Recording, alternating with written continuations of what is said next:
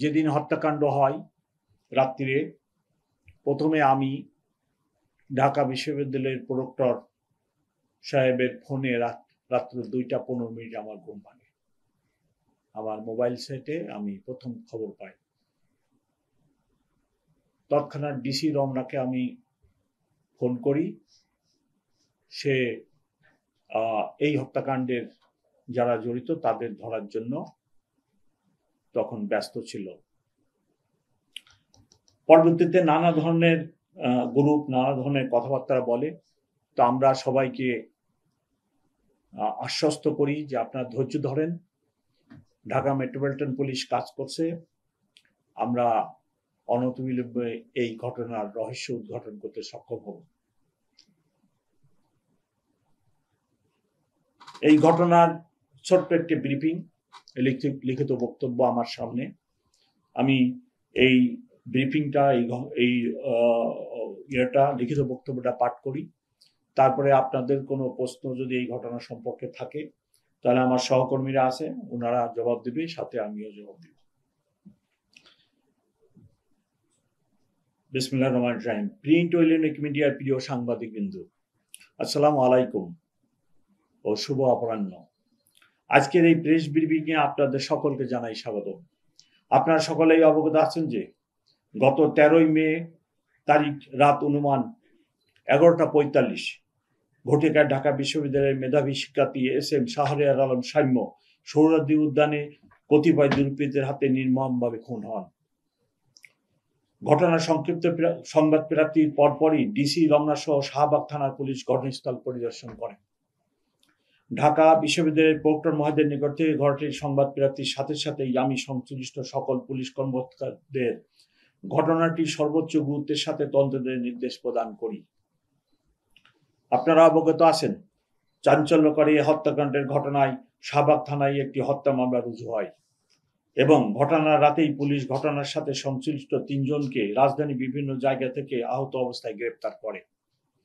ঘটনাটির গুরুত্ব বিবেচনায় আমি নিবিড় তদন্তের স্বার্থে মামলাটি ডিবিতে স্থানান্তর করি।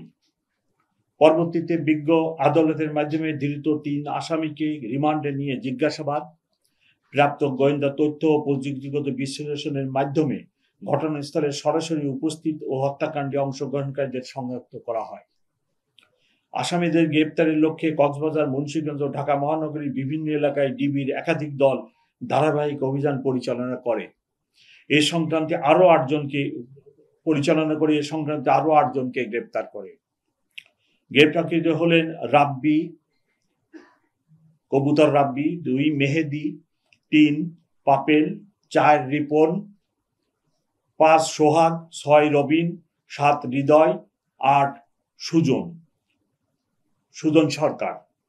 গ্রেপ্তারকৃত আসামি মেহেদির দেখানো মতে সোহরাওয়ার্দী উদ্যানের 3 নেতার মাজারের সন্নিকটে মাটি চাপা দিয়ে লুকিয়ে রাখা অবস্থায় হত্যাকাণ্ডে ব্যবহৃত 2টি সুইচ গিয়ার চাকু উদ্ধার করা হয়। গ্রেপ্তারকৃত আসামিদের মধ্যে এখন পর্যন্ত 2 জন ফৌজদারি কার্যবিধি 164 ধারা অনুযায়ী বিজ্ঞ আদালতে স্বীকারোক্তিমূলক জবানবন্দি প্রদান করে। এই ঘৃণিত হত্যাকাণ্ডে জড়িত আসামিদের দৃষ্টান্তমূলক শাস্তির লক্ষ্যে মামলাটির সুষ্ঠু তদন্ত নিশ্চিত করা হচ্ছে। সম্ভাব্য দ্রুত সময়ের মধ্যে মামলাটির তদন্ত প্রতিবেদন বিজ্ঞ আদালতে দাখিল করা হবে এবং আমাদের পক্ষ থেকে দ্রুত গতিতে এই বিচার কার্য সম্পন্ন করার জন্য সকল উদ্যোগ আমরা গ্রহণ করব। রাত 11:45 সময় সোহরাওয়ার্দী উদ্যানে একটি মোটরসাইকেল যোগে সাম্য এবং তার 2 বন্ধু সোহরাওয়ার্দী উদ্যানের মধ্যে যায়।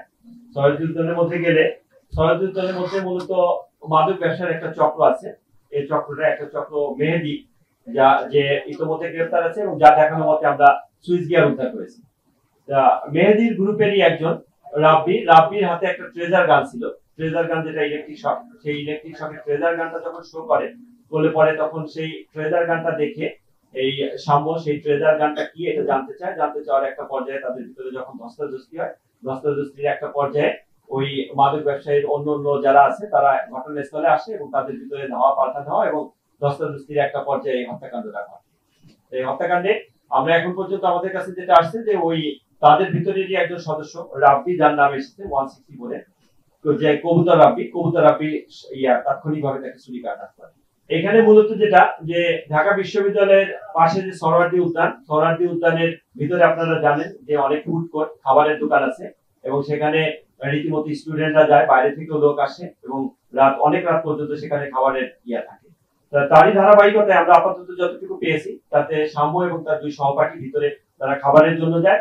খাবারের জন্য গেলে তাৎক্ষণিকভাবে ঘটে যাওয়া একটা ঘটনা, অর্থাৎ যখন ট্রেজার গানটা শো করলে পরে তাদের কাছে সন্দেহ হলে তখন তার এই বিষয়টা কি জিনিসটা দেখার জন্য এবং তার কাছ থেকে সেটা নেওয়ার জন্য যখন তাকে চ্যালেঞ্জ করে, তাকে কাছে যায়, কাছে গেলে পরে তখন তাৎক্ষণিকভাবে তারা এই ঘটনাটা ঘটায়। এটা মুক্ত মঞ্চ যেটা আছে, মুক্ত মঞ্চের এখানে ফোয়ারা আছে, যেখানে ফোয়ারার এখানে ঘটনাস্থল। আশেপাশে চটপটির দোকান এবং বিভিন্ন রকমের যে ফুডগুলা সেখানে আছে। বাকিরা তো এখানে মারামারি হয়েছে, মারামারির একটা পর্যায়ে সেখানে আরো অনেকেই আহত আছে। যেমন প্রথম অবস্থায় যে 3 জন আমাদের কাছে আসে, 3 জনের ভিতরে তামিম নামে একজন, তার মাথায় ইটের বাড়ি দেওয়া আছে। তারপর সম্রাট নামে একজন, তার বাম সাইডের পায়ে চাকুর আঘাত আছে এবং আরেকজনের চোখে আঘাত আছে। পলাশ নামে আরেকজন, তার চোখে আঘাত আছে। মারামারি মোটামুটি যেখানে ওখানে ছিল তখন ধস্তাধস্তির এক পর্যায়ে অনেকেই আহত হয়। এটা এখনো তদন্ত কার্যক্রম এখনো চলমান আছে। তাৎক্ষণিকভাবে ঘটে যাওয়া একটা ঘটনার প্রেক্ষিতে হত্যাকাণ্ড আপাতত আমাদের তদন্ত এই পর্যায়ে পর্যন্ত আছে। এই নেপথ্যে আরো কোনো ঘটনা আছে কিনা, অন্য কোনো বিষয় আছে কিনা সেটা নিবিড় ভাবে দেখা হচ্ছে। সামনের সাথে যারা ছিল তাদের সাথেও আমরা একাধিকবার কথা বলেছি এবং তাদের সঙ্গে আমরা প্রিয় ভিজিট করেছি, তারাও আমাদের সঙ্গে গিয়েছেন এবং আমাদের সাথে বিভিন্ন সময় তদন্তের বিভিন্ন কিছুতে যখন আমাদের তথ্য দরকার হয়েছে তখন তাদের সাথে আমাদের কথা হয়েছে। তদন্তকারী কর্মকর্তা, সুপারভাইজিং অফিসার এবং ঊর্ধ্বতন অনেক কর্মকর্তার সাথে তাদের কথা হয়েছে। এই যেটা বলেছেন, আমরা তদন্ত করতে গিয়ে আমরা যেটা দেখেছি যে সোহরাওয়ার্দী উদ্যান ওদের কথিত ভাষা যেটা গ্রিপ বলে, গ্রিপ মানে 3টা ভাগে ভাগ করা। একটা গ্রিপ হলো 3 নেতার মাজারের এই সাইডে, একটা মাঝখানে আর একটা ছবি হাতে, এবং 3টে গ্রিপের 3টে গ্রুপ সেখানে দায়িত্বরত আছে এবং তারা মাদক ব্যবসা করে। এটা আমাদের তদন্তে প্রাথমিকভাবে উঠে এসেছে। একটা গ্রুপের দায়িত্বে মেহেদির গ্রুপের ম্যাক্সিমাম অর্থাৎ যে 8জনই মেহেদি একটা গ্রুপের নেতা, দলনেতা, এবং মেহেদি মূলত এই সুইচ গিয়ার গুলা সাপ্লাই দিয়ে থাকে এবং তার একটা কালো ব্যাগে করে ঘটনার দিনে ব্যাগে করে সুইচ গিয়ার আনে, তাৎক্ষণিকভাবে সে সদস্যদের ভিতরে সেটা ডিস্ট্রিবিউশন করে এবং ট্রেজার গান আছে, ট্রেজার গানগুলো ডিস্ট্রিবিউশন করে। পাশাপাশি একই রকমের এই অস্ত্র শস্ত্র সহ আরো 2টে গ্রুপে আরো 2 গ্রুপ তারা তাদের কার্যক্রম করে, এটা আমরা জানি।